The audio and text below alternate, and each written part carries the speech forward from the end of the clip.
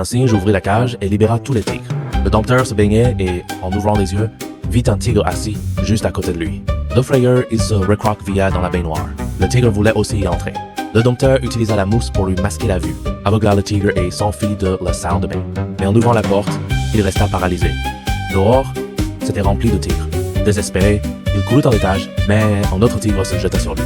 Sans issue, le dompteur se jeta sur le pont et se couvrit d'une bâche. Mais l'odorat du tigre était impressionnant. Immédiatement, il commença à déchirer la bâche. Pendant ce temps, les marins fuyaient terrifiés. Certains se suspendirent à l'extérieur du bateau, et d'autres coururent chercher des armes pour se défendre. Le capitaine vit qu'un tigre voulait entrer dans la passerelle de commandement. Ils grieving de bloquer la porte, mais finit par être renversé. Ensuite, le tigre commença à jouer avec le gouvernail et tout le bateau se mit à tourner en pleine mer.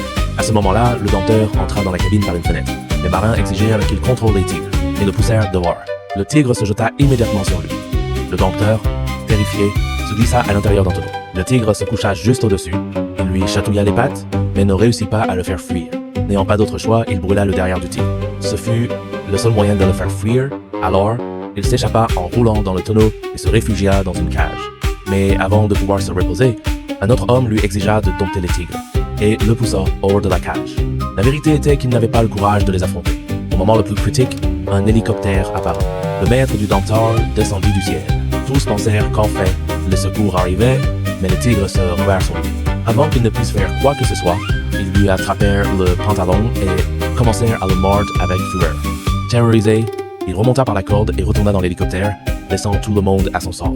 Le dompteur regarda l'hélicoptère s'éloigner et sombra dans un désespoir total. Une femme qui se trouvait à l'intérieur du bateau entendit le vacarme d'eau.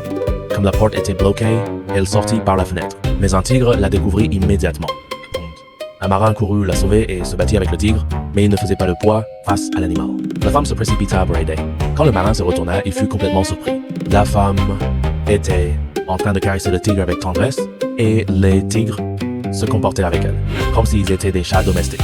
Tous lui demandèrent de les enfermer à nouveau. La femme voulut jouer encore un peu avec eux, mais l'un des tigres, espiègle, la poussa à la mer. Elle appela à l'aide à grand cri et les tigres sautèrent l'un après l'autre à l'eau pour l'emmener en nageant jusqu'à la plage. En voyant les tigres, les gens sur la plage s'enfuirent épouvantés, craignant qu'ils ne blessent quelqu'un. La femme les rappela, et tous nagèrent de retour vers le bateau. Ils montèrent par l'échelle, et furent finalement tous enfermés à nouveau. Même l'irresponsable dompteur finit enfermé dans une cage.